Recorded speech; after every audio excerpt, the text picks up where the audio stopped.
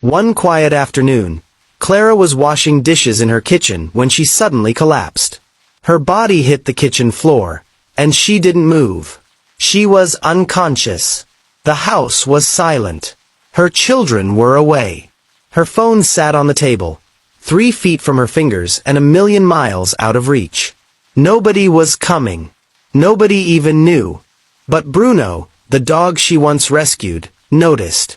And what he did next was unthinkable. Bruno didn't bark first. He did something quieter than that. Something that would have broken your heart if you had been standing in that kitchen watching it happen. He licked her face. Once. Twice. 3 times. Gently. The way he always did every morning when Clara was still in bed and he was ready for the day to begin. As if some part of him was hoping that this was just that. Just sleep. Just her needing a little nudge back to the world. But she didn't move. Her chest rose and fell in shallow broken pieces. Her fingers lay still on the cold floor. The dish she had been washing sat in the sink still running water, the sound of it filling the entire house like a clock ticking down. Bruno lifted his head, and something shifted behind his eyes. He ran to the front door, scratched it with both paws, hard, fast, desperate, the kind of scratching that has no patience in it. The door didn't open. He ran back to Clara, looked at her face, ran back to the door again. Then he found the back window, the one Clara always left slightly open for the afternoon breeze. He pushed through it like it was the most important thing he had ever done in his life, because it was, and the moment his paws hit the ground outside, he opened his mouth and released a sound that stopped the entire street. Not a bark. A cry. The kind of sound that reaches into your chest and grabs something before your brain has even finished processing what you heard. Rita.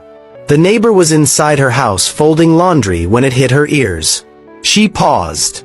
In 6 years she had never once heard Bruno sound like that. Not once. She walked slowly to her window and looked out, and found Bruno at her fence, eyes burning straight through the glass at her, barking with everything inside him. She stepped outside. The moment her foot crossed the threshold, Bruno spun, ran 3 steps toward Clara's house, ran back to Rita, ran toward the house again.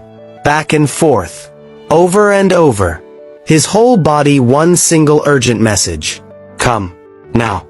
Please. Come now. Something is wrong, Rita said out loud to no one. She didn't go back inside. She called out to the young man next door. Then the family across the road. Within 2 minutes 4 neighbors were moving fast toward Clara's front door. Fast in the way your legs move when your stomach already knows something before your mind is ready to say it. The door was unlocked. They pushed it open.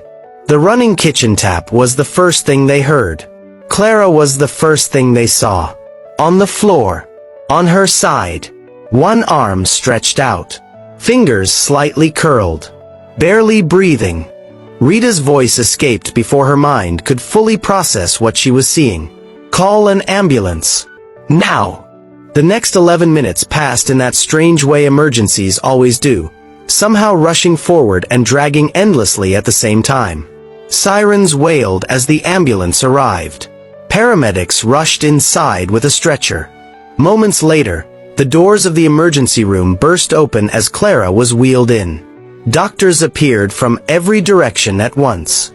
Machines began to beep. Nurses shouted quick instructions. And in the waiting room, Clara's son, Neil, sat with his face buried in both hands. After driving 90 minutes in 25 minutes because of a phone call that had started with Rita's shaking voice saying his mother's name, he sat in that waiting room and prayed the only prayer a child knows how to pray when a parent is behind closed doors. The doctor came out an hour later. He looked at Neil and the small group of neighbors gathered there, and he said it plainly, the way doctors say the unbearable things, without decoration. She suffered a severe cardiac episode. If she had arrived just 10 to 20 minutes later, she likely would not have survived. The waiting room went completely silent. Rita pressed both hands over her mouth.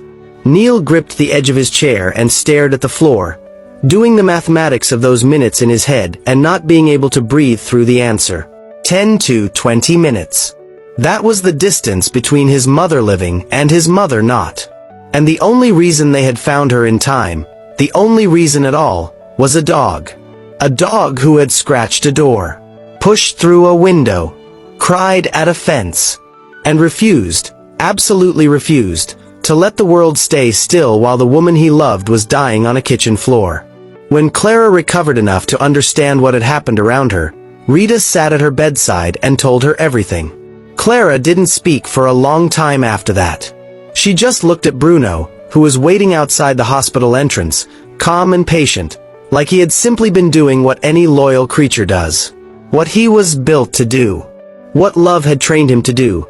6 years earlier on a dusty roadside, when a 64-year-old woman with tired knees and a quiet house had stopped walking and decided one small broken life was worth saving. She reached out and held his face in both her weathered hands, and the tears came down without any drama. No sobs. No noise. Just the quiet kind of crying that happens when something too large for words finally finds a way out. Neil knelt beside Bruno and stayed there a long time. There are no words for what you say to the animal that gave you your mother back. Some things live below language. Kindness is never wasted. It is always stored. Clara never rescued Bruno expecting anything in return. She did it because a small creature needed help and she had the ability to give it. That is the purest form of kindness, the kind with no hidden calculation behind it. But kindness of that quality never disappears.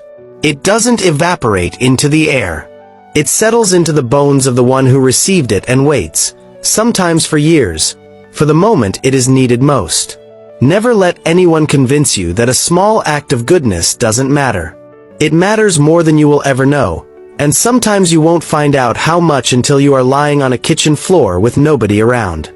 Loyalty is not taught. It is felt. Nobody trained Bruno to save Clara.